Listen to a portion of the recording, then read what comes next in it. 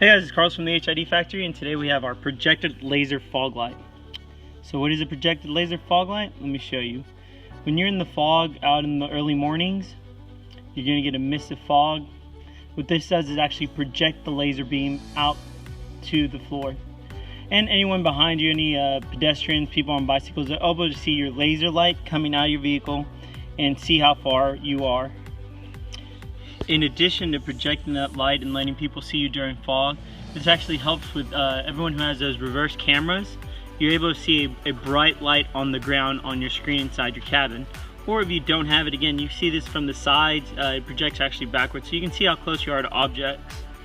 But again, the feature that stands out the most is the projected light. This is a laser product, it shoots out, it's street legal, you're able to use it, and again, you get the most benefit of this when you're out in the fog.